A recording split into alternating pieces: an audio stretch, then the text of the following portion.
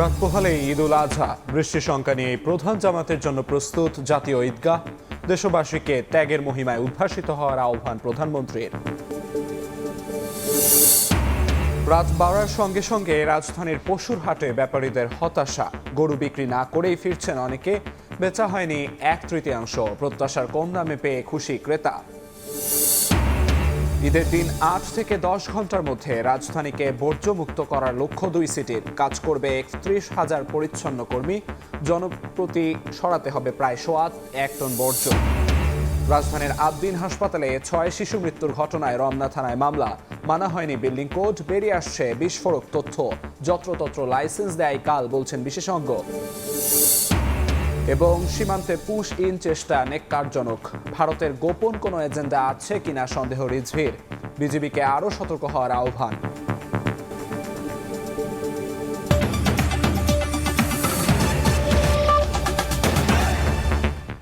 প্রবেশের সময়ের সঙ্গে আছি আমি আমিরুল ইসলাম আলিফ।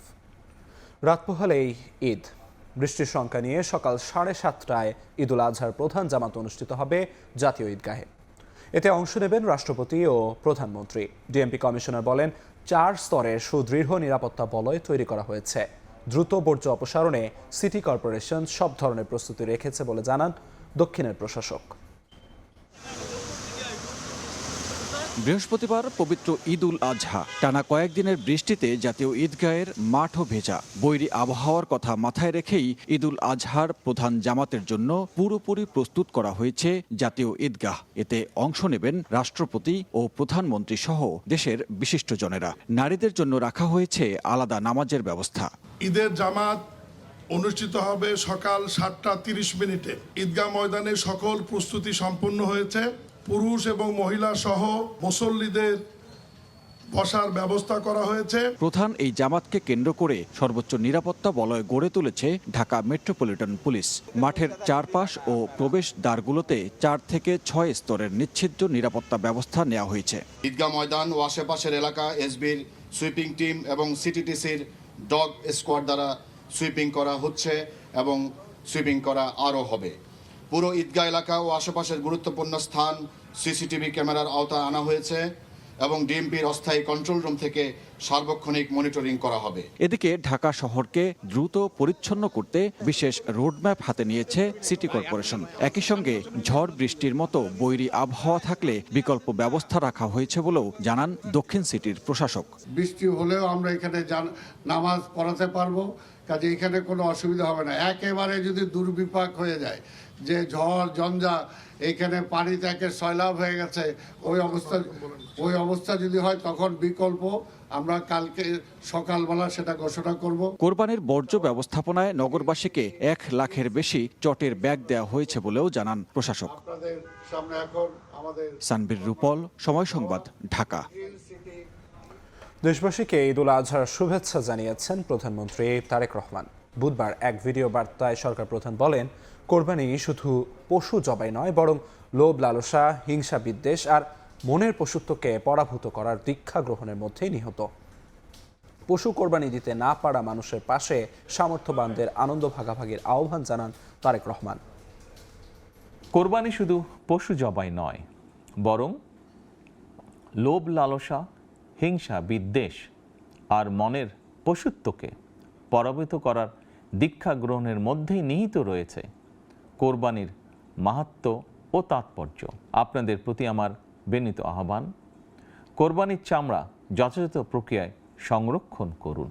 কোরবানির পশুর রক্ত ও বর্জ্য পরিষ্কারের ব্যাপারে পরিচ্ছন্নতা কর্মীদের সহায়তা করুন দয়া করে। যথাসম্ভব নিজেরাও পরিচ্ছন্নতা অভিযানে অংশ নিন সম্ভব হলে, যাতে কোরবানির দিনই সংশ্লিষ্ট স্থানগুলো পরিষ্কার পরিচ্ছন্ন করে ফেলা যায়। পবিত্র ঈদে কায় মনোবাক্যে আল্লাহর দরবারে প্রার্থনা, তিনি যেন আমাদের মাতৃভূমিসহ সমগ্র মুসলিম বিশ্ব ও মানব জাতির জন্য শান্তি, নিরাপত্তা ও স্থিতিশীলতা দান করেন। একই সঙ্গে আমি বিশ্ব জুড়ে শান্তি, সম্প্রীতি এবং নিরাপত্তার জন্য মহান আল্লাহ রাব্বুল আলামিনের দরবারে প্রার্থনা করছি। রাত বাড়ার সঙ্গে রাজধানীর পশুর হাটে বেড়েছে ব্যাপারীদের হতাশা। শেষ সময় পর্যন্ত বাড়তি মূল্য পাওয়ার আশায় থাকা ব্যবসায়ীদের অনেকে ফিরেছেন গরু বিক্রি না করেই। এতে হতাশার পাশাপাশি বেড়েছে গরু ফেরত নেওয়ার খরচও। তবে প্রত্যাশার চেয়ে কম দামে পছন্দের গরু কিনেছেন অনেক ক্রেতা। রাজধানীতে শেষ দিনে গরুর দাম ছিল তুলনামূলক অনেক কম। রাত বাড়ার সঙ্গে গরুর দাম না বেড়েছে ব্যাপারীদের হতাশা। হাটের অব্যবস্থাপনা আর ন্যায্য মূল্য না পেয়ে অনেকেই ক্ষোভ প্রকাশ করেছেন। আমি ব্যবসা করবো না, এই আমার শেষ। 1,30,000 টাকা দাম উঠছে, সে গরু এখন কইতাছে 80,000 টাকা। বৃষ্টি বন্ধ হয় হাটে উল্লেখযোগ্য হারে বাড়ে ক্রেতা সমাগম। তবে চাহিদার চেয়ে বেশি মজুদ থাকায় বিক্রি হয়নি 1/3 গরু। আমার 4-5টা গরু বেঁচেছে, 5টা গরুতে আমার 50,000 টাকা নাই, ফেরত নিয়ে যাইতেছি, বিক্রি হইতেছে না। গতকালের তুলনায় কোনো গরু 50,000 থেকে 1 লাখ টাকা পর্যন্ত কম দামে বিক্রি করতে বাধ্য হন ব্যাপারীরা। কালকে এই গরুটা 250 ছিল, আজকে 120-10 এইরকম বলতেছে। গরু নিয়ে আসছিলাম ধুলাই খাল হাটে, আশা করি অনেক, কিন্তু আমরা গরু বিক্রি করতে পারিনি। অন্যদিকে রাজধানীর দিয়াবাড়ির পশুর হাটেও অবিকৃত রয়ে যায় প্রচুর কোরবানি পশু। কিনাছি এমন 10,000-20,000 টাকা লস দিয়ে, এটা গরুতে 11,000 টাকা লস দিয়ে বেচছি। সরকারি হিসাব অনুযায়ী এবছর দেশে কোরবানির জন্য প্রস্তুত ছিল প্রায় 1,24,00,000 পশু। বিপরীতে চাহিদা ছিল অন্তত 1,02,00,000। সে হিসাবে অন্তত 22 লাখ পশু অবিকৃত থাকে। তোফাজ্জল হোসাইন, সময় সংবাদ, ঢাকা। এই মুহূর্তে রাজধানীর গাবতলী পশুর হাটে আছেন সহকর্মী আবু সাইদ নিশান। সবশেষ খবর জানতে সরাসরি চলে যাচ্ছি তার কাছে। যে শেষ মুহূর্তের বেচাকেনা, আমরা এই মুহূর্তে আছি গাবতলীর পশুর হাটে। এখানে আমরা খামারি এবং ব্যাপারীদের সাথে কথা বলে যেটা জানতে পেরেছি যে গাবতলীর পশুর হাটে কিন্তু পর্যাপ্ত গরু রয়েছে এবং পর্যাপ্ত গরু থাকার পরেও কিন্তু এখানে ক্রেতা সমাগম খুবই কম এবং তারা বলছেন যে শেষ মুহূর্তের যে বেচাকেনা সেখানে তারা যে আশা করেছিলেন সেখানে আসলে দামের যে ধস নেমেছে সেই ধসের জায়গা থেকে কিন্তু তারা আসলে চিন্তার ভাঁজ পড়েছে তাদের মধ্যে এবং তারা শঙ্কা করছেন যে তাদের যে গরু তারা গাবতলী পশুর হাটে নিয়ে এসেছেন বিক্রির জন্য, সেটি হয়তো অবিকৃত অবস্থায় তাদেরকে আবার ফেরত নিয়ে যেতে হতে পারে।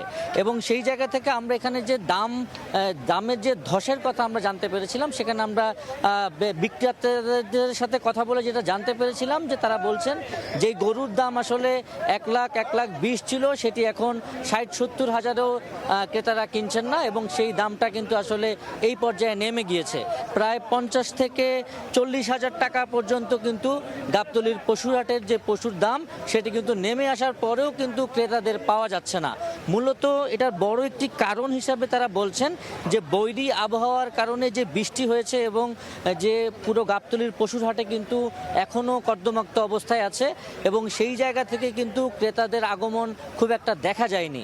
এবং আমরা কিন্তু এই গাবতলীর হাট পরিদর্শন করে যেটা দেখেছি যে এখনও পর্যন্ত পিকআপ এবং ট্রাকে করে পর্যাপ্ত গরু কিন্তু গাবতলীর হাটে আসছে এবং অনেক গরু আবার পিকআপ এবং ট্রাকে করে কিন্তু ফেরতও যাচ্ছে। এবং এই যে পর্যাপ্ত গরু থাকার পরেও আসলে বিক্রেতারা এবং যারা খামারি রয়েছেন ব্যাপারীরা রয়েছেন তারা কিন্তু আসলে এই ঈদুল আজহা রাত পোহালে এই যে ঈদুল আজহা সেখানে তারা ঈদ কিভাবে করবেন সেটি নিয়েও কিন্তু তারা শঙ্কা প্রকাশ করছেন এবং সেই শঙ্কা থেকে কিন্তু আমরা দেখতে পাচ্ছি যে তারা অনেকেই দুশ্চিন্তাগ্রস্ত হচ্ছেন যে তাদের যে ঈদুল আজহার যে কোরবানি, যে কোরবানির যে আশা ছিল সেটি কিন্তু তারা এখনো পর্যন্ত তারা কিন্তু শঙ্কায় আছেন যে তারা কিভাবে আসলে ঈদ উদযাপন করবেন। এবং এই ঈদ উদযাপনের জায়গা থেকে কিন্তু আমরা যেটা বলতে চাচ্ছিলাম যে গাবতলীর পশুর হাটের যে দামের ধস সেটি কিন্তু নেমে এসেছে এবং ক্রেতা সমাগমও কিন্তু অনেকখানি কমে এসেছে। তবে যে কয়েকজন ক্রেতা তারা এসেছেন তারা কিন্তু অনেক কম দামেই গাবতলীর পশুর হাট থেকে কিন্তু পশু কিনে নিয়ে যাচ্ছেন এবং এখানে কিন্তু পর্যাপ্ত গরু এবং ছাগল সব কিছুই আসলে কিন্তু এখনো পর্যন্ত আছে এবং ক্রেতারা যারা আসলে শেষ মুহূর্তে বেচাকেনা করতে আসছেন তারা কিন্তু অনেক কম দামেই এই গাবতলীর পশুর হাট থেকে কিন্তু তারা তাদের যে পছন্দের পশু তারা সেটা কিন্তু নিয়ে যেতে পারছেন। এবং এই ছিল গাবতলীর গরুর হাট থেকে আমার কাছে সর্বশেষ সংবাদ। গাবতলী পশুর হাট থেকে সবশেষ খবরাখবর জানাচ্ছিলেন সহকর্মী আবু সাইদ নিশান। দিয়াবাড়িতে মেট্রো স্টেশনের নিচের জায়গা পশুর হাটের জন্য ইজারা দেওয়া হয়নি বলে সাফ জানিয়েছে সরকার। উত্তরা নর্থ স্টেশনের নিচে গরুর হাট বসানো সংশ্লিষ্টদের বিরুদ্ধে শাস্তিমূলক ব্যবস্থা নেওয়া হয়েছে বলে জানিয়েছেন স্থানীয় সরকার প্রতিমন্ত্রী। বুধবার দুপুরে মেট্রো স্টেশনের নিচের পশুর বর্জ্য অপসারণ করা হয়। মীর শাহ আলম বলেন, পুরনো ভিডিও ছড়িয়ে দিয়ে সরকারের সমালোচনার ষড়যন্ত্র করা হচ্ছে। দিয়াবাড়ি পশুর হাট নির্ধারিত স্থান অতিক্রম করে এবার বসে পড়ে মেট্রো রেলের উত্তরা নর্থ স্টেশনের নিচেও। এতে স্টেশনের স্বাভাবিক কার্যক্রম ব্যাহত হওয়ার পাশাপাশি সৃষ্টি হয় জনদুর্ভোগ। বিষয়টি ছড়িয়ে পড়ে নেট দুনিয়ায়, ভাইরাল হয় সোশ্যাল মিডিয়ায়, সমালোচনার ঝড় উঠে বিভিন্ন মহলে। বিষয়টি নজরে কর্তৃপক্ষের। বুধবার সকালে মেট্রো স্টেশনের নিচে বর্জ্য অপসারণ শুরু করে উত্তর সিটি কর্পোরেশন। দুপুরে ঢাকা উত্তর সিটি কর্পোরেশনের প্রশাসককে সঙ্গে নিয়ে জায়গাটি পরিদর্শন করেন স্থানীয় সরকার প্রতিমন্ত্রী। তারা বলছেন, মেট্রো স্টেশন এলাকা ইজারার বাইরে, জায়গাটিতে হাট বসানোর কাজে সম্পৃক্তদের জরিমানা করে তাদের বিরুদ্ধে ব্যবস্থা নেওয়ার কথা জানান উত্তর সিটির প্রশাসক। এই জায়গাটা আমরা ইজারা দেইনি, এটা অবৈধ জায়গায় সিটি কর্পোরেশনের পক্ষ থেকে ইজারা দেওয়া হয় না। যারা এটা করেছে তাদের বিরুদ্ধে আমরা ব্যবস্থা নেওয়ার জন্য শৃঙ্খলা রক্ষাকারী বাহিনী এবং তারা ইজারাদারকে খুঁজছে, ইজারাদারকে তারা জবাবদিহির জায়গায় নিয়ে আসবে। পুরনো ভিডিও অনলাইনে ছড়িয়ে দিয়ে একটি মহল সরকারকে সমালোচিত করার ষড়যন্ত্রে মেতেছে বলে অভিযোগ করেন মীর শাহে আলম। এ বিষয়ে জেনে শুনে মন্ত্রীদের বক্তব্য দেওয়ার অনুরোধ স্থানীয় সরকার প্রতিমন্ত্রীর। আমাদের অন্য কোনো মন্ত্রণালয়ের মন্ত্রী যদি ভুলবশত তথ্য না জেনে বলেন যে এটি উত্তর সিটি কর্পোরেশন ইজারা দিয়েছে, তাকে আমি বিনয়ের সাথে বলবো যে কোনো তথ্য না জেনে মিডিয়াতে কথা না বলবার জন্য অনুরোধ করছি। কারণ এটি উত্তর সিটি কর্পোরেশন নির্ধারিত হাটও নয় এবং এটি উত্তর সিটি কর্পোরেশন ইজারাও দেয়নি। আগামীতে মেট্রো স্টেশনের নিচে কোনো ধরনের হাট বসবে না বলেও হুঁশিয়ারি করেন স্থানীয় সরকার প্রতিমন্ত্রী। দেশের এই গুরুত্বপূর্ণ স্থাপনা মেট্রো রেলের স্টেশনের আশেপাশে কোনো গরু, ছাগল বা পশু আসবে না, ক্রয় বিক্রয় হবে না। শফিকুজ্জামান রুবেল, সময় সংবাদ, ঢাকা। যাত্রী চাপ কম থাকলেও ঈদ যাত্রায় ভোগান্তিতে পড়েছেন ঘরমুখী মানুষ। লঞ্চ আর ট্রেনের জন্য ঘন্টার পর ঘন্টা অপেক্ষা করতে হয়েছে যাত্রীদের। আর বাড়তি ভাড়ার অভিযোগ সড়ক পথের যাত্রীদের। তবে অনিয়ম পেলেই ব্যবস্থা নেওয়ার কথা জানিয়েছেন সড়ক পরিবহন ও সেতুমন্ত্রী।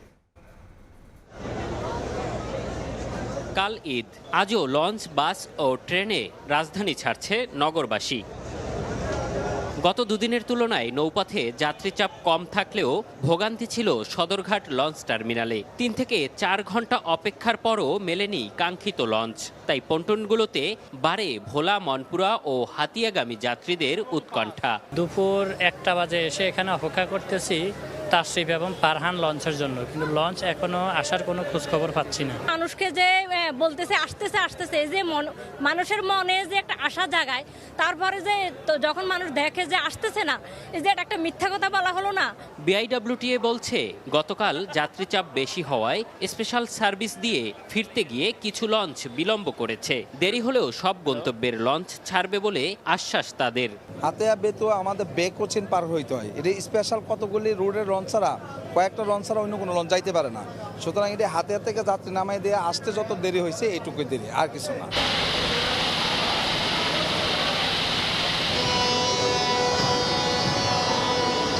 এদিকে ঈদযাত্রার শেষ দিনে উত্তরবঙ্গগামী প্রতিটি ট্রেনেই ছিল উপচে পড়া ভিড়। মুষলধারে বৃষ্টির মধ্যেও ট্রেনের ছাদে বাড়ি ফেরার অপেক্ষায় ছিলেন অসংখ্য যাত্রী। যত কষ্ট হবে যাইতে যাবো, পরিবারের সাথে সাক্ষাৎ করতে হবে। টিকিট কাটার পরে উঠতে পারতেছি না, দাঁড়িয়ে যাচ্ছি। টিকিট থাকা সত্ত্বেও আমি এখন ভিতরে উঠতে পারতেছি না, যাইতে পারতেছি না। ট্রেনগুলো ছেড়ে যায় 2-2.5 ঘন্টা দেরিতে। এতে প্ল্যাটফর্মে চাপ বাড়ে যাত্রীদের। ট্রেনগুলো প্ল্যাটফর্মে ভেড়া মাত্রই হুমড়ি খেয়ে পড়েন যাত্রীরা। কখন ট্রেন আসবে কি না আসবে এটা আমরা কিছুই বলতে পারতেছি না। 3 ঘন্টা ধরে বসে আছি, ট্রেন এখন পর্যন্ত আসে নাই। কখন যে আসবে এখন পর্যন্ত আমরা কেউ জানি না। এছাড়া বাস টার্মিনালগুলোতেও যাত্রীর চাপ ছিল সকাল থেকেই। আগে থেকে টিকিট না কাটায় ভোগান্তিতে পড়েন অনেকে। কোনো অনিয়ম হলে ব্যবস্থা নেয়ার হুঁশিয়ারি সড়ক পরিবহন ও সেতু মন্ত্রীর। টিকিট কাউন্টারে বসে নির্ধারিত ভাড়ার চেয়ে বেশি চেয়েছে বা নিয়েছে, এরকম নজির আমি এখনো পর্যন্ত পাইনি। যে কোনো জায়গায় যে কোনো যাত্রী যদি একটু কমপ্লেন করে, সাথে সাথে আমরা ব্যবস্থাটা নিচ্ছি। বৃষ্টির ভোগান্তি মাথায় নিয়ে যাত্রার পরও মহাসড়কে দুর্ভোগ পোহাতে হয়েছে যাত্রীদের। গাড়ির অতিরিক্ত চাপে বিভিন্ন জায়গায় সড়কে দেখা গেছে ধীরগতি। এম এ আজিম, সময় সংবাদ, ঢাকা। রাজধানীকে দ্রুত কোরবানির বর্জ্যমুক্ত রাখতে চায় ঢাকার 2 সিটি কর্পোরেশন। ঈদের দিন 8টা থেকে 10 ঘন্টার মধ্যে রাজধানীতে কোরবানির বর্জ্য অপসারণ করবে প্রায় 31,000 পরিচ্ছন্নতা কর্মী। সেই হিসেবে একজন পরিচ্ছন্নতা কর্মীকে সরাতে হবে প্রায় 1 থেকে 1.25 টন করে বর্জ্য। তানভীর হাসান মেঘের রিপোর্ট। রাজধানীতে কোরবানির ঈদ মানেই কয়েক ঘন্টার মধ্যে হাজার হাজার টন পশুর বর্জ্য, আর সেই বর্জ্য দ্রুত সরিয়ে নগরবাসীকে স্বস্তি দিতে আগেভাগেই প্রস্তুতি নিয়েছে ঢাকার 2 সিটি কর্পোরেশন। উত্তর সিটিতে বর্জ্য অপসারণে মাঠে থাকবে প্রায় 16,000 পরিচ্ছন্ন কর্মী। ধারণা করা হচ্ছে এবারও লক্ষ্য প্রায় 21,000 টন কোরবানির বর্জ্য অপসারণ। দ্রুত বর্জ্য সরাতে প্রস্তুত রাখা হয়েছে 7 শতাধিক যান যন্ত্রপাতি, পাশাপাশি ব্লিচিং পাউডার, স্যাভলন ও পলিব্যাগ সহ প্রয়োজনীয় সরঞ্জামও বিতরণ করেছে সংস্থাটি। অন্যদিকে ঈদের প্রথম দিনেই প্রায় 34,000 টন কোরবানির বর্জ্য অপসারণে লক্ষ্য নিয়েছে ঢাকার দক্ষিণ সিটি কর্পোরেশন। এ কাজে নিয়োজিত থাকবেন প্রায় 14,000 পরিচ্ছন্নতা কর্মী। বর্জ্য দ্রুত সরাতে 2,000-এর বেশি যান যন্ত্রপাতি ব্যবহার করা হবে। দুর্গন্ধ ও স্বাস্থ্য ঝুঁকি কমাতে রাখা হয়েছে ব্লিচিং পাউডার, স্যাভলন ও বায়োডিগ্রেডেবল ব্যাগের ব্যবস্থাও। তথ্য বিশ্লেষণে দেখা যায় ঈদের দিন 2 সিটিতে 8 ঘন্টা প্রায় 34,000 টন বর্জ্য অপসারণ করতে চায় অন্তত 31,000 পরিচ্ছন্নতা কর্মী। সেই হিসেবে একজন কর্মীকে 8 ঘন্টায় সরাতে হবে 1.25 টন করে বর্জ্য। 2 সিটির প্রশাসক বলছেন 72 ঘন্টার মধ্যে পুরো নগরই পরিষ্কার করার পরিকল্পনা হাতে নেওয়া হয়েছে। 10টি জোনে আঞ্চলিক নির্বাহী কর্মকর্তা যারা আছে তাদের সমন্বয় করে 10টি কমিটি করেছে মনিটরিং করার জন্য, এবং 72 ঘন্টার যে অ্যাকশন প্ল্যান, সেই অ্যাকশন প্ল্যান অনুযায়ী আমরা আউটসোর্সিং কর্মী নিয়োগ দিয়েছি। 60 ভাগ কোরবানি প্রথম দিনই হয়ে যায়, এবং দ্বিতীয় দিন হয়তো আর 30 ভাগ, এবং শেষের দিন 10 ভাগ। এই কাজে এইভাবে আমরা টার্গেট ফিক্স করে সেইভাবেই পরিচ্ছন্নতার জন্য আমরা ব্যবস্থা রেখেছি, কোনোভাবেই যাতে কেউ কোরবানির বর্জ্যগুলো ড্রেনের মধ্যে না ফেলে। বিগত বছরের মতো এবারও নির্ধারিত সময়ের মধ্যে কোরবানির বর্জ্য অপসারণের লক্ষ্য নিয়েছে ঢাকার 2 সিটি কর্পোরেশন। তবে দ্রুত বর্জ্য অপসারণ ও নগরী পরিচ্ছন্ন রাখতে সিটি কর্পোরেশনের পাশাপাশি সচেতন হতে হবে নগরবাসীকেও। তানভীর হাসান মেঘ, সময় সংবাদ, ঢাকা। পৃথিবীর আলো দেখতে রাজধানীর দিন হাসপাতালে নিভে গেল 6টি প্রাণ। প্রাথমিকভাবে ধারণা করা হচ্ছে পোস্ট অপারেটিভ ওয়ার্ডের এসি বন্ধ থাকা কিংবা গ্যাস লিকেজ থেকে মারা গেছে নবজাতকরা। স্বজনরা এর জন্য হাসপাতালের ডাক্তার ও নার্সদের দায়িত্বে অবহেলাকেই দুষছেন। হাসপাতাল কর্তৃপক্ষের অবহেলায় দুর্ঘটনা উল্লেখ করে তদন্ত করে দায়ীদের বিরুদ্ধে ব্যবস্থা নেওয়ার হুঁশিয়ারি দিয়েছেন স্বাস্থ্যমন্ত্রী। এ কান্না পৃথিবীর সবচেয়ে কাঙ্ক্ষিত সম্পদ হারানোর। 10 মাস গর্ভে ধারণ করে নানা প্রতিকূলতা সহ্য করে পৃথিবীতে এনেছিলেন কমলমতি শিশুকে, যার আগমন জীবনে এনে দিয়েছিল আলো। সে আদরের সন্তান নিভে গেল বাইরের আলো দেখার আগেই।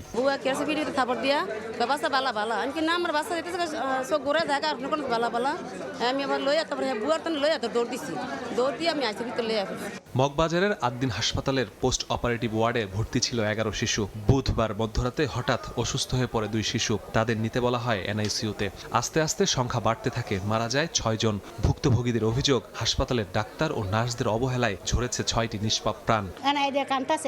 একটা রোগী লয়ে যায়, খালি মরার খবর হল। যাদের বাচ্চা মারা গেছে তারা জানেই না, যার কারণে আমরা এখনো সঠিক তথ্য জানতে পারছি না। হাসপাতালের মহাপরিচালক জানান 11 জনের মধ্যে বাকি 5 জনের চিকিৎসা চলছে। তদন্ত কমিটি করা হয়েছে। মাত্র 6টা বাচ্চাই মারা গেছে, আর বাকি 5টা শিশু ভালো আছে। তারা এনআইসিইউতে চিকিৎসাধীন আছে। অভিযোগ করতে পারে, কিন্তু এখানে কোনো ধরনের আমরা নিজেরাই তো জানি না। আমাদেরকে তো তদন্ত করে বের করতে হবে এটা কেন হলো। ঘটনাস্থলে আসে স্বাস্থ্য অধিদপ্তরের টিমও। কথা বলে হাসপাতাল কর্তৃপক্ষের সঙ্গে। 3 সদস্যের উচ্চ পর্যায়ের তদন্ত কমিটি 72 ঘন্টার মধ্যে রিপোর্ট দেবে বলে জানান স্বাস্থ্য অধিদপ্তরের মহাপরিচালক। বলেন, হাসপাতাল কর্তৃপক্ষের দায়িত্ব অবহেলার প্রমাণ পেলে নেওয়া হবে ব্যবস্থা। ওয়ার্ডটিতে যে ব্যবস্থাপনা ছিল সেই ব্যবস্থাপনার সাথে সংশ্লিষ্ট যদি দায়িত্বে অবহেলা হয় এবং এর যদি অবকাঠামোগত কোনো কারিগরি ত্রুটি ধরা পড়ে, সেটির জন্য স্তরভেদে যথাযথ কঠোর ব্যবস্থা নেওয়া হবে। এদিকে কিশোরগঞ্জের এক হাসপাতাল পরিদর্শন শেষে আদ্দিন ইস্যুতে সাংবাদিকদের প্রশ্নের উত্তরে স্বাস্থ্যমন্ত্রী জানিয়েছেন, হাসপাতাল কর্তৃপক্ষের অবহেলাতেই এই দুর্ঘটনা। খুবই দুঃখের সাথে বলি, তাদের অবহেলার কারণে আমাদের 6টা প্রাণ চলে গিয়েছে।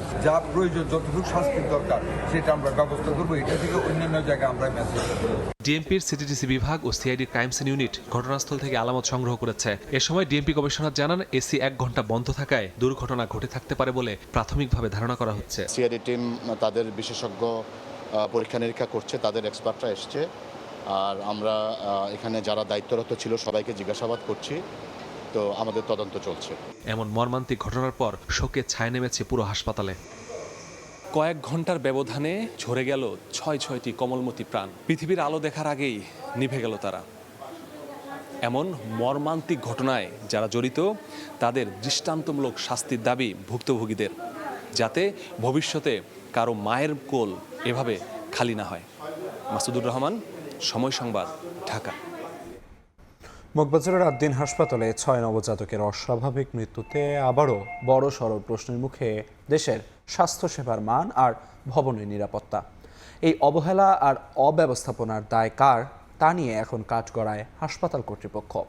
হাসপাতালের মতো স্পর্শকাতর স্থাপনায় ন্যাশনাল বিল্ডিং কোড কতটা মানা হচ্ছে তা নিয়েও ক্ষোভ সর্বত্র।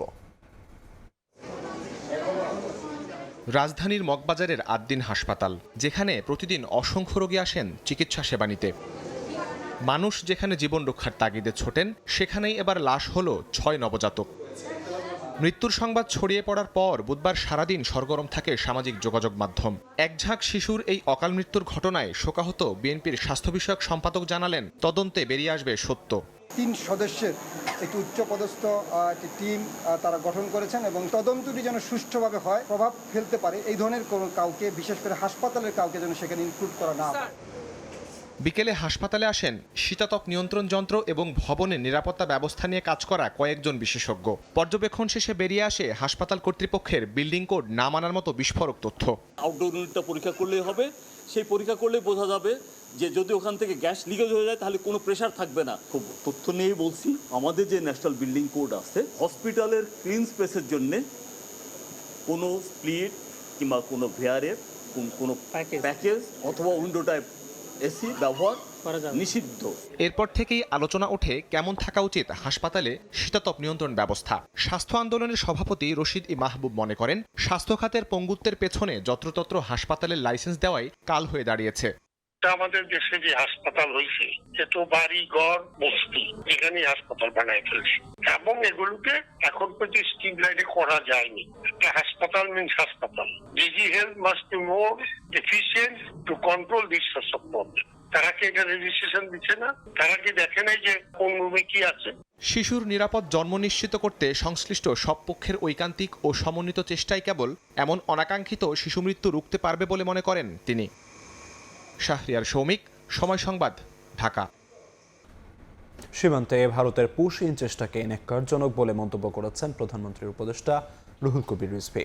এর পেছনে ভারতের কোনো গোপন এজেন্ডা রয়েছে কিনা তা নিয়েও সন্দেহ প্রকাশ করেন তিনি। একই সঙ্গে দেশের সার্বভৌমত্ব রক্ষায় এবং সীমান্ত সুরক্ষায় বিজিবিকে সতর্ক অবস্থান নেওয়ার আহ্বান জানান তিনি। ১০০ জনকে বিভিন্ন জায়গা থেকে ধরে নিয়ে এসে বাংলাদেশে পুশ-ইন করার চেষ্টা করা হচ্ছে। এটা অত্যন্ত ন্যাক্কারজনক। কেন্দ্রীয় সরকারও একটা নীতি নিয়েছে, ডিটেক্ট, ডিলেট অ্যান্ড ডিপোর্ট। এটা ভয়ঙ্কর এবং এটা ভারতের যে একটা গণতান্ত্রিক চেহারা, একটা ধর্মনিরপেক্ষ তাদের যে সংবিধানে রয়েছে, এটার যে চেহারা, সেকুলারিজমের যে চেহারা, সেটা ক্রমান্বয়ে ফেড হয়ে আসছে। ১ জুন রামিসা হত্যা ও ধর্ষণ মামলার বিচার শুরু হবে বলে জানিয়েছেন আইনমন্ত্রী মোহাম্মদ আসাদুজ্জামান। বিকেলে ঝিনাইদহের শৈলকুপা ডিগ্রি কলেজে এক অনুষ্ঠানে তিনি এ কথা জানান। বিচার নিয়ে রামিসার বাবার হতাশার জবাব রায়ের মাধ্যমেই দেওয়া হবে বলেও মন্তব্য করেন আইনমন্ত্রী।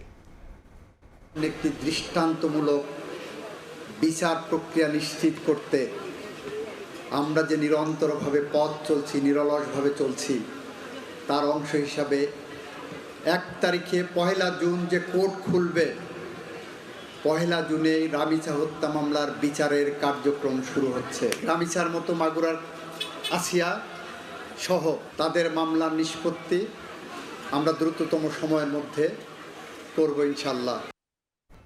চামড়া কেনায় ধীরগতি হলে প্রয়োজনে সরকার ওয়েট ব্লু চামড়া রফতানির অনুমতি দেবে বলে জানিয়েছেন বাণিজ্যমন্ত্রী। সিলেটে চা শ্রমিকদের সঙ্গে মতবিনিময় সভা শেষে তিনি এ কথা জানান। ঈদের ফিরতি যাত্রা নিরাপদ করার লক্ষ্যে সরকার সব প্রস্তুতি নিয়েছে বলে জানিয়েছেন নৌ পরিবহন প্রতিমন্ত্রী। বুধবার বুধবার দুপুরে সিলেটে চা শ্রমিকদের সাথে মতবিনিময় সভা করেন বাণিজ্য মন্ত্রী খন্দকার আব্দুল মুক্তাদির। পরে সাংবাদিকদের সঙ্গে কথা বলেন মন্ত্রী। এক প্রশ্নের জবাবে মন্ত্রী জানান, চামড়া কেনায় ধীরগতি হলে প্রয়োজনে সরকার ওয়েট ব্লু চামড়া রফতানির অনুমতি দেবে। পাশাপাশি প্রান্তিক চামড়া সংগ্রহকারীদের ন্যায্য মূল্য নিশ্চিতে সরকারের নজরদারি থাকবে বলেও মন্তব্য করেন তিনি। পরবর্তী ধাপের ব্যবসায়ীরা যেন চামড়াগুলি কিনে নেয় সেটি আমরা নজরদারিতে রাখবো এবং প্রয়োজনে যদি আমাদের ইন্টারভেনশন দরকার হয়, আমাদের হস্তক্ষেপ প্রয়োজন হয়, আমরা হস্তক্ষেপ করব যাতে চামড়া বিক্রয় করতে পারেন তারা। এদিকে বিকেলে বরিশাল নৌবন্দর পরিদর্শন করেন নৌ পরিবহন প্রতিমন্ত্রী রাজীব আহসান। এই সময় তিনি বলেন, ঈদের ফিরতি যাত্রা নিরাপদ করার লক্ষ্যে সরকার সব প্রস্তুতি নিয়েছে। ঈদ যাত্রায় লঞ্চে অতিরিক্ত ভাড়া আদায় করা হলে ব্যবস্থা নেওয়ার আশ্বাসও দেন প্রতিমন্ত্রী। লঞ্চগুলো তার অতিরিক্ত যদি কেউ ভাড়া নেয় আপনারা আমাদেরকে বলবেন, আমরা তার বিরুদ্ধে ব্যবস্থা গ্রহণ করব। বাট এখন পর্যন্ত এই ধরনের কোনো অভিযোগ কেউ আমাদেরকে করেনি।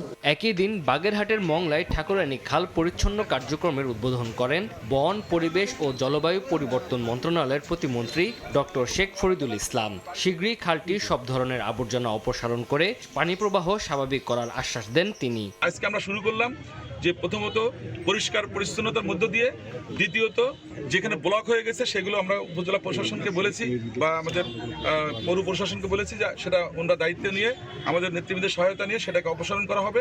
এদিকে দিনাজপুরের হাকিমপুর উপজেলা পরিষদে 10 জন প্রতিবন্ধী শিক্ষার্থীদের মাঝে অনুদানের চেক বিতরণ ও ঘূর্ণিঝড়ে ক্ষতিগ্রস্ত 400 জনের মাঝে চাল বিতরণ করা হয়। এতে উপস্থিত ছিলেন সমাজ কল্যাণ মন্ত্রী ডাক্তার AZM জাহিদ হোসেন। এই সময় বর্তমান সরকার জনগণের কাছে সম্পূর্ণ জবাবদিহি নিশ্চিত করবে বলে মন্তব্য করেন তিনি। বর্তমান সরকার এবং বর্তমান মন্ত্রীরা এবং বর্তমান সকল প্রশাসন জনগণের কাছে দায়বদ্ধ, কারণ জনগণ কর্তৃক নির্বাচিত এবং জনগণ কর্তৃক দায়িত্বপ্রাপ্ত বর্তমান সরকার এবং প্রশাসন। অনুষ্ঠানে উপজেলা ও পুলিশ প্রশাসন এবং স্থানীয় বিএনপি ও সহযোগী সংগঠনের নেতাকর্মীরা উপস্থিত ছিলেন। তানজিল হাসনাত, সময় সংবাদ। ঝড়ে গাছ চাপায় ফরিদপুরে এক শ্রমিক নেতার মৃত্যু হয়েছে। বৃষ্টি শুরু হলে সড়কের পাশে একটি অস্থায়ী তাঁবুর নিচে তিনি আশ্রয় নিলে পাশের কৃষ্ণচূড়া গাছ তাঁবুর ওপর ভেঙে পড়ে। এদিকে শরীয়তপুরে ঝড়ে নির্মাণাধীন ভবনের দেয়াল ধসে 5 জন আহত হয়েছেন।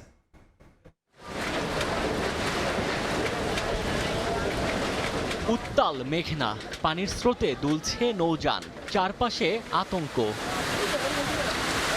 বুধবার সকালে ভোলা সদর উপজেলার বিভিন্ন এলাকায় ঝড় ও বৃষ্টি শুরু হয়। এতে মেঘনা নদী উত্তাল হয়ে ওঠে। এ সময় লক্ষ্মীপুরের মজু চৌধুরী ঘাট থেকে কয়েকশো যাত্রী নিয়ে বিআইডব্লিউটিসির সি ট্রাক সাঙ্গু ইলিশা ঘাটের উদ্দেশ্যে ছেড়ে যায়। ঘাটের কাছাকাছি আসলেও ঝড় ও প্রবল ঢেউয়ের কারণে সি ট্রাকটিকে মাছ নদীর বোরিং বয়ার সঙ্গে বেঁধে রাখা হয়। প্রায় 1 ঘন্টা পর ঝড় থেমে গেলে নৌযানটি পন্টুনে নোঙর করে। কালবৈশাখীর কয়েক মিনিটের তাণ্ডবে লণ্ডভণ্ড হয়ে গেছে বরিশালের বিস্তীর্ণ জনপদ। ঝড়ে গাছপালা উপড়ে পড়ে এবং বিদ্যুতের খুঁটি ভেঙে বিদ্যুৎহীন হয়ে পড়ে হিজলা, মুলাদি, বাবুগঞ্জ ও বাকেরগঞ্জ উপজেলা। ঈদের ঠিক আগ মুহূর্তে হঠাৎ এমন বিদ্যুৎ বিপর্যয়ে চরম ভোগান্তিতে পড়েছেন লাখো মানুষ। খুঁটি উপড়ে গেছে, বিভিন্ন জায়গায় গাছ পড়ে গেছে। কবে আমাদের বিদ্যুৎ আসে এটা আমাদের নিয়ে খুবই চিন্তার বিষয়। শরীয়তপুর পৌরসভার আদর্শনগরে 4 তলা ভবনের কাজ চলছিল। তীব্র ঝড়ে ছাদের দেয়ালের একাংশ ও বিমের একাংশ ধসে নিচের টিন শেডের একটি ঘরের ওপর পড়ে। এতে একই পরিবারের 5 জন আহত হন। কলম সারিয়া গাঁথনি গাছে আজকে 5 বছর ধরে এই পিলে খালি থুইয়া দিছে। আরে বহুতবার সতর্ক করা হয়েছে, হে কোনো কথা হনে না আমাদের। বুধবার সকালে ফরিদপুরের সদরপুর উপজেলার 22 রশি এলাকায় বৃষ্টি ও ঝড় শুরু হলে সড়কের পাশে তাঁবুতে আশ্রয়। এক পর্যায়ে পাশের কৃষ্ণচূড়া গাছ তাঁবুর ওপর ভেঙে পড়ে। ওমর ফারুক, সময় সংবাদ। বিশ্বব্যাপী আলোচিত বাংলাদেশের মহিষ ডোনাল্ড ট্রাম্পের ঠিকানা এখন জাতীয় চিড়িয়াখানায়। বিরল প্রজাতির হওয়ায় নজরে আসে সরকারের। কোরবানি না দিয়ে দর্শনার্থীদের জন্য রাখা হয়েছে, তাই চিড়িয়াখানায় ঈদের দিন থেকেই দর্শনার্থীদের জন্য উন্মুক্ত থাকবে। ভাইরাল ডোনাল্ড ট্রাম্প এখন বাংলাদেশের রাজধানী ঢাকার জাতীয় চিড়িয়াখানায়। বিশ্বনন্দিত ও বিশ্বব্যাপী ভাইরাল হওয়ার কারণেই ডোনাল্ড ট্রাম্পের আশ্রয় হয়েছে মানুষের চিত্ত বিনোদনের স্থানে।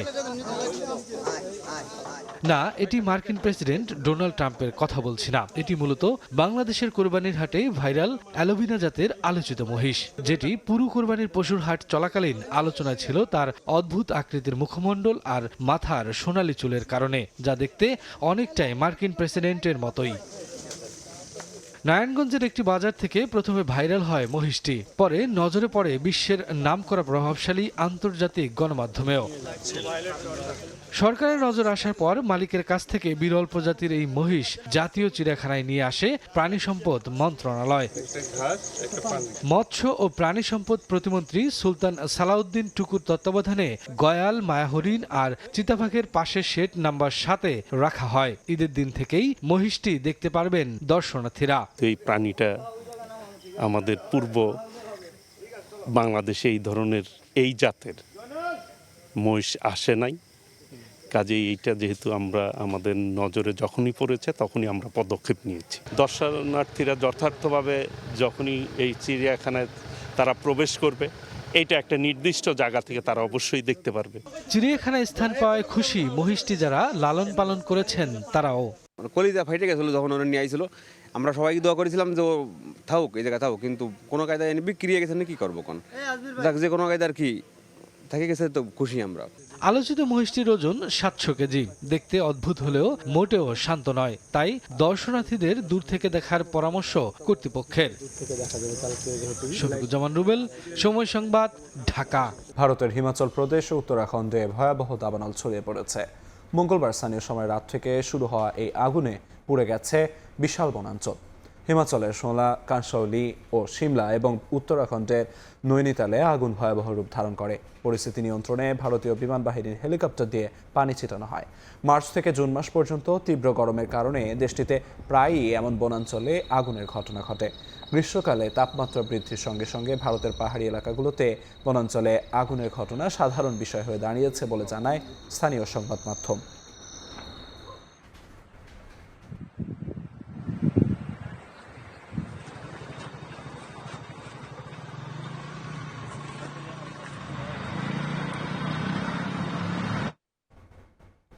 সৌদি আরব, মালয়েশিয়া, কানাডা, ফিনল্যান্ড সহ বিশ্বের বিভিন্ন দেশে ধর্মীয় ভাবগাম্ভীর্য ও উৎসবমুখর পরিবেশে উদযাপিত হচ্ছে পবিত্র ঈদুল আজহা। ঈদের জামাতে অংশ নেন প্রবাসী বাংলাদেশিরা। বিশ্ব মুসলিম উম্মার শান্তি ও ফিলিস্তিন সহ নির্যাতিত মানুষের মুক্তি কামনায় বিশেষ দোয়া করেন মুসল্লিরা। মহান আল্লাহর সন্তুষ্টির আশায় দেয়া হয় পশু কোরবানি।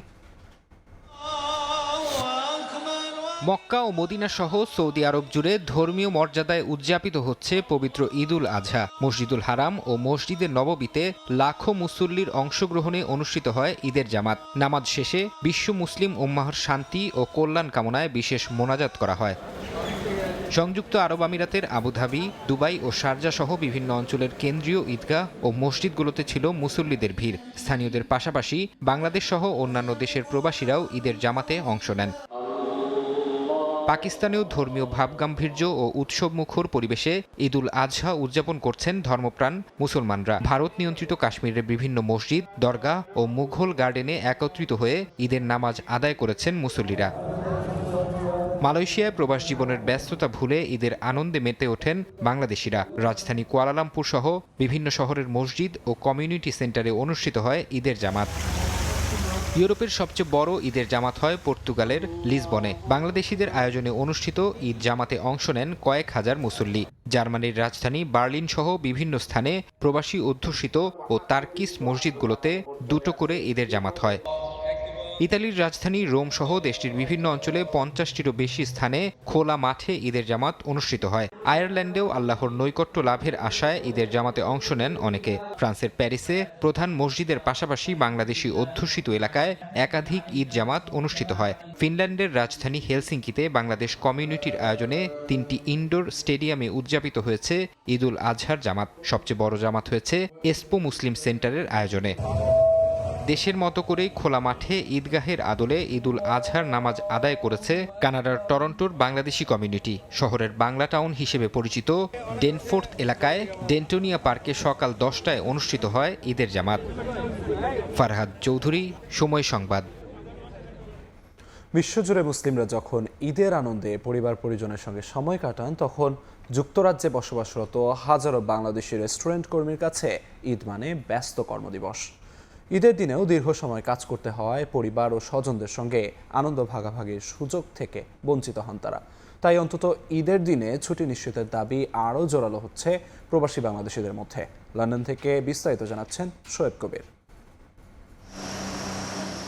যুক্তরাজ্যে মুসলিম জনগোষ্ঠীর সংখ্যা বাড়ার সঙ্গে সঙ্গে ঈদের উৎসবও দিন দিন বড় পরিসরে উদযাপিত হচ্ছে। তবে এখনও ঈদের দিনে সরকারি ছুটি না থাকায় সবচেয়ে বেশি ভোগান্তিতে পড়েন রেস্টুরেন্ট খাতে কর্মরত বাংলাদেশের শ্রমিকরা। বছরের 2 ঈদেই অধিকাংশ কর্মীকে কাটাতে হয় কর্মস্থলে। পরিবারের সঙ্গে ঈদ উদযাপন, আত্মীয় স্বজনের সঙ্গে দেখা করা কিংবা সন্তানদের সময় দেওয়ার সুযোগ খুব কমই পান তারা। অনেকের জন্য ঈদের দিন বলতে শুধু নামাজের সময়টুকুই আলাদা। আমাদের তো ঈদের দিন ছুটি নেই, এসব ইন্ডিয়ান রেস্টুরেন্টে সবসময় ঈদের দিনও কাজ করা লাগে। ঈদের দিন ছুটি হলে সবচেয়ে সুন্দর হইতো। বিদেশের বাড়িতে দেশের ঈদের একটা আনন্দ কিছুটা হইলে অনুভব করা যায়। তো এই ব্যাপারে আমার আকুল আবেদন রইল। রেস্টুরেন্ট খাতে কর্মরত শ্রমিকদের অধিকার আদায়ে শক্তিশালী কোনো সংগঠন না থাকায় তাদের দাবি বাস্তবায়নও সহজ হচ্ছে না। চাকরি হারানোর শঙ্কায় অনেকে প্রকাশ্যে কথা বলতে চান না। তবে বিভিন্ন সামাজিক ও কমিউনিটি সংগঠন দীর্ঘদিন ধরে ঈদের দিনে ছুটি নিশ্চিতের দাবিতে মানববন্ধন, প্রচারণা ও সচেতনতামূলক কার্যক্রম চালিয়ে যাচ্ছে। শ্রমিকের তার উৎসবের দিনে তাকে ছুটি না দেওয়া একটা হ্যারাসমেন্টের শামিল। আমাদের একটাই দাবি, মাল্টিকালচারাল এবং মাল্টিরেশিয়াল ব্রিটেনে ধর্মীয় উৎসবে তার ঈদের ছুটিটা পাওয়া তার একটা শ্রমিকের অধিকার। ঈদের আনন্দ যেন সবার জন্য সমানভাবে নিশ্চিত হয়, এই দাবিতে চলমান প্রচারণা সামাজিক যোগাযোগ মাধ্যমেও ব্যাপক সাড়া ফেলেছে। প্রবাসী বাংলাদেশিদের আশা অন্তত ঈদের দিনটিতে পরিবারের সঙ্গে সময় কাটানোর সুযোগ নিশ্চিত করতে সংশ্লিষ্টরা কার্যকর উদ্যোগ নেবে। যুক্তরাজ্যে প্রায় 40 লাখের মতো মুসলিম বসবাস করলেও ঈদের দিন এখানে নেই কোনো সরকারি ছুটি। তাই সীমিত সময়ের মধ্যে ঈদের নামাজ আদায় ও পারিবারিক উদযাপন শেষ করতে বাধ্য হন তারা। এর ফলে দাবি তুলছেন যেন ঈদের দিন অন্তত সরকারি ছুটি দেওয়া হোক। শোয়েব কবির, সময় সংবাদ, লন্ডন। ঈদকে সামনে রেখে যুক্তরাষ্ট্রের নিউ ইয়র্কে প্রবাসীদের মাঝে নিত্য প্রয়োজনীয় জিনিসপত্র বিতরণ করেছে সেভ দ্য পিপল। নিউ ইয়র্কের জ্যামাইকায় বাংলাদেশি মালিকানাধীন শিক্ষা প্রতিষ্ঠান ইলহাম একাডেমি প্রাঙ্গণে 5 শতাধিক পরিবারকে খাদ্য সামগ্রী দেওয়া হয়। নিউ ইয়র্ক থেকে হাসানুজ্জামান সাকির রিপোর্ট। বরাবরের মতো এবারও ঈদের আগে যুক্তরাষ্ট্রের নিউ ইয়র্কে খাদ্য সামগ্রী বিতরণ করেছে সেভ দ্য পিপল। জ্যামাইকায় অনুষ্ঠিত এই কর্মসূচিতে শত শত মানুষ অংশ নেন। তাদের প্রত্যেকের হাতে তুলে দেওয়া হয় 16টি নিত্য প্রয়োজনীয় জিনিস। উদ্যোক্তারা জানান, এই কর্মসূচিতে 5 শতাধিক পরিবারের প্রায় 2000 সদস্যকে হালাল খাবার তুলে দেওয়া হয়েছে। এখানে দল মত নির্বিশেষে এই কমিউনিটির যাদের নিড, আমরা তাদের প্রত্যেককেই এই খাবারগুলো তুলে দিব, যেন ঈদের আনন্দ শুধু আমরা মুসলিম কমিউনিটি যেন আমরা শুধু এনজয় না করি। ম্যাট কাউন্সিলের সহযোগিতায় খাদ্য সামগ্রী বিতরণের সময় কমিউনিটির ব্যবসায়ী, অ্যাক্টিভিস্ট, রাজনীতিক, ইমাম সহ বিশিষ্ট প্রবাসীরা উপস্থিত ছিলেন। স্বেচ্ছাসেবক হিসেবেও অংশ নেন অনেকে। আমি সেভ দ্য পিপলের সাথে কাজ করে খুবই আনন্দিত। এই জন্য আমি নিজ উদ্যোগেই এখানে আসি কাজ করতে। ওদের সাথে কাজ করে খুবই ভালো লাগছে এবং অনেক দিন থেকে যে মানুষকে সবাইকে মুসলিম হালাল ফুড দিচ্ছে এবং আমাদের মুসলিম কমিউনিটি, বাংলা কমিউনিটি যে কাজটা করে যাচ্ছে, এর জন্য এর সাথে কাজ করতে পেরে আমি অনেক অনেক হ্যাপি। যুক্তরাষ্ট্র প্রবাসী বাংলাদেশিদের সহযোগিতায় নানা ধরনের কার্যক্রম পরিচালনা করে আসছে save the people.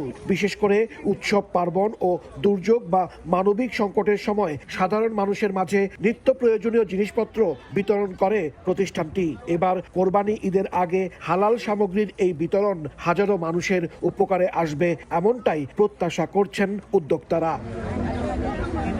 Hasanuzzaman Psaki, সময় সংবাদ, নিউ ইয়র্ক। প্রবাস জীবনের ব্যস্ততা আর দূরদেশের একাকিত্ব ছাপিয়ে ঈদ আনন্দে এক হয়ে গেলেন মালয়েশিয়ায় থাকা হাজারো বাংলাদেশে। কুয়ালালামপুরে অনুষ্ঠিত জমকালো মিউজিক্যাল কনসার্ট সোনালী সন্ধ্যা যেন এক সন্ধ্যার জন্য ফিরিয়ে আনলো দেশের উৎসবের আবহ। দেশীয় তারকাদের গান, নাচ আর প্রাণবন্ত আয়োজনে প্রবাসীদের উচ্ছ্বাসে মুখর হয়ে ওঠে পুরো ভেন্যু। মালয়েশিয়া থেকে মোহাম্মদ আব্দুল কাদিরের রিপোর্টে বিস্তারিত। প্রবাসীর কর্মব্যস্ত জীবনে ঈদের আনন্দকে একটু ভিন্নভাবে উদযাপন করতে কুয়ালালামপুরের মিনারা পিজিআরএম টাওয়ারে জড়ো হন হাজারো প্রবাসী বাংলাদেশি। স্থানীয় সময় রোববার বিকেল থেকেই রাত পর্যন্ত চলে আয়োজন প্রতিষ্ঠান MS গোল্ডের বিশেষ কনসার্ট সোনালী সন্ধ্যা, যেখানে জনপ্রিয় শিল্পী প্রীতম হাসান জেফার ও প্রতীক হাসানের গানে মুগ্ধ হয়ে উৎসবে মাতেন দর্শকরা। প্রিয় শিল্পীদের সরাসরি পারফরমেন্সে পুরো হল জুড়ে তৈরি হয় উৎসবের আবহ। গানের পাশাপাশি মঞ্চে বাড়তি আকর্ষণ হয়ে ওঠেন ঢালিউড অভিনেত্রী পূজা সেরি ও তমা মির্জা। তাদের নৃত্য পরিবেশনা দর্শকদের উচ্ছ্বাস আরও বাড়িয়ে তোলে। পুরো অনুষ্ঠানটি প্রাণবন্তভাবে উপস্থাপনা করেন রাফসান ও তাবাসুম প্রিয়াঙ্কা। আধুনিক কনসার্টের আবহকে আরও জমিয়ে তুলতে ছিল ডিজে আভিলার লাইভ পারফরম্যান্স। আলো, সাউন্ড আর সঙ্গীতের সমন্বয়ে পুরো আয়োজন যেন রূপ নেয় এক প্রবাসী উৎসবে। আমরা বিদেশের মাটিতে এরকম একটা প্রোগ্রাম কখনোই পাই না, তো আমাদের মনে হচ্ছে যে বাংলা গানের সঙ্গে বাংলা কালচারের সঙ্গে আছি। আমরা খুবই উৎফুল্ল মালয়েশিয়াতে বসে, আমরা দেশের একটা ফিল পাচ্ছি। আমাদের বাঙালি ভাইদের মাঝখানে এই শার্টটা পৌঁছাতে পেরে আমাদের খুব ভালো লাগছে। আশা করি আপনারা সবাই আনন্দিত হবেন, আমরা এই প্রোগ্রামে আনন্দিত, এবং আজকে যারা অর্গানাইজ করছে এই প্রোগ্রামে তাদেরকে আমার তরফ থেকে ধন্যবাদ ও আন্তরিক শুভেচ্ছা রইল। শুধু গান আর নাচ নয়, প্রবাসীদের জন্য আয়োজনের বাইরে ছিল এক টুকরো দেশীয় আবহ। হলের বাইরে বসানো হয় পিঠা, মিষ্টান্ন ও বিভিন্ন ঐতিহ্যবাহী বাংলা খাবারের স্টল। পরিবার ও বন্ধুদের সঙ্গে সেই খাবার উপভোগ করতে দেখা যায় দর্শকদের। আয়োজকরা বলছেন, প্রবাসীদের মাঝে দেশীয় সংস্কৃতি ও উৎসবের অনুভূতি ছড়িয়ে দিতেই এমন আয়োজন। অংশ নেওয়া প্রবাসীদের প্রত্যাশা, সোনালী সন্ধ্যা তাদের প্রবাস জীবনের স্মৃতিতে দীর্ঘদিন ধরেই আনন্দের একটি বিশেষ মুহূর্ত হয়ে থাকবে। মোহাম্মদ আব্দুল কাদের, সময় সংবাদ, কুয়ালালামপুর, মালয়েশিয়া। পর্দা নামল নিউ ইয়র্ক আন্তর্জাতিক বাংলা বইমেলার। মুক্তধারা ফাউন্ডেশন আয়োজিত 35তম বইমেলায় দেশ বিদেশের 25টি প্রকাশনা সংস্থা অংশ নেয়। এবার আজীবন সম্মাননায় ভূষিত হয়েছেন বিশিষ্ট অর্থনীতিবিদ রেহমান সোবহান। কথাসাহিত্যিক ডক্টর আব্দুল নূরের হাতে তুলে দেওয়া হয় মুক্তধারা GFB সাহিত্য পুরস্কার। নিউ ইয়র্ক থেকে হাসানুজ্জামান সাকির রিপোর্টে বিস্তারিত। টানা 2 দিনের বৃষ্টি উপেক্ষা করে নিউ ইয়র্ক আন্তর্জাতিক বাংলা বইমেলায় শত শত মানুষের উপস্থিতি। গানে, কবিতায় আর নৃত্যে 4 দিনের বইমেলা যেন পরিণত হয় মিলন মেলায়। আয়োজকরা বলছেন, বই বেচাকেনা কিছুটা বিঘ্নিত হলেও বৃষ্টিকে জয় করেছেন সাহিত্য ও সংস্কৃতি প্রেমীরা। ছাতা মাথায় নিয়ে তারা ঘুরে বেরিয়েছেন বইয়ের স্টলে। 3 দিন টানা বৃষ্টি ছিল, বাট কোনো ব্যাপারে এটাতে ব্যাঘাত ঘটেনি যে বইমেলার লোকজন কম হয়েছে বা সমাগম কমেছে। বইমেলার কোনো তুলনাই হতে পারে না, ওই জন্য হৃদয়ের টানে এবং পৃথিবীকে সুন্দরভাবে সাজানোর জন্য আমরা আসি। একটা করেও যদি বই কেনে 10 টাকা বা 15 টাকা, 12 টাকা, 8 টাকা দাম আমি দেখছি। আমার ধারণা এই মেলার সার্থকতাটা এটাই হবে যে শেষের দিন আপনি একটা করে বই কিনে নিয়ে যাবেন। জামাইকা পারফর্মিং আর্টস সেন্টারের নন্দনকাননে বইয়ের পসরা সাজিয়ে বসেন দেশ বিদেশের 25টিরও বেশি প্রকাশনা সংস্থা। অপরদিকে দিনভর অডিটোরিয়ামে চলে নানা রকমের অনুষ্ঠান। এসব অনুষ্ঠানের মধ্যে শিশুদের চিত্রাঙ্কন, রক্তকরবী নাটক, বাঙালির প্রবাস জীবন নিয়ে বিতর্ক, নতুন প্রজন্মের সেমিনার, কবিতা আবৃত্তি, পণ্ডিত রামকানাই দাসের সঙ্গীত ও রবীন্দ্রসঙ্গীত শিল্পী অদিতি মহসিনের গান দর্শকদের আকৃষ্ট করে। বৃষ্টি হলো 2 দিন, তো তা সত্ত্বেও যে প্রচণ্ড উৎসাহ এখানে পরিলক্ষিত হলো, এটা খুবই আশাব্যঞ্জক, খুবই উৎসাহ। আগামী বছর বইমেলা 3 যুগ, 36 বছর। এই 3 যুগ মুক্তধারা ফাউন্ডেশনের জন্য একটা চ্যালেঞ্জ, যে 35 বছর পর 36 বছর কিভাবে উদযাপন করবে, এটাই আমরা সকলের সহযোগিতা চাই। অনুষ্ঠানে গবেষক ও ঔপন্যাসিক ডক্টর আব্দুল নূরকে মুক্তধারা GFB সাহিত্য পুরস্কার ও বিশিষ্ট অর্থনীতিবিদ রেহমান সোবহানকে আজীবন সম্মাননায় ভূষিত করা হয়। সেরা প্রকাশনা সংস্থা হিসেবে চিত্তরঞ্জন সাহা পুরস্কার পেয়েছে বাংলাদেশের প্রতিষ্ঠান বাতিঘর। হাসানুজ্জামান সাকি, সময় সংবাদ, নিউ ইয়র্ক। এ পর্যায়ে শীর্ষ সংবাদগুলো জানিয়ে দিচ্ছি আরেকবার। রাত পোহালেই ঈদুল আজহা, বৃষ্টির শঙ্কা নিয়ে প্রধান জামাতের জন্য প্রস্তুত জাতীয় ঈদগাহ। দেশবাসীকে ত্যাগের মহিমায় উদ্ভাসিত হওয়ার আহ্বান প্রধানমন্ত্রীর। রাত বাড়ার সঙ্গে সঙ্গে রাজধানীর পশুরহাটে ব্যাপারীদের হতাশা। গরু বিক্রি না করেই ফিরেছেন অনেকে। বেচা হয়নি 1/3, প্রত্যাশার কম দামে পেয়ে খুশি ক্রেতা। এবং রাজধানীর আদ্দিন হাসপাতালে 6 শিশু মৃত্যুর ঘটনায় রমনা থানায় মামলা। মানা হয়নি বিল্ডিং কোড, বেরিয়ে আসছে বিস্ফোরক তথ্য। যত্রতত্র লাইসেন্স দেয় কাল, বলছেন বিশেষজ্ঞ।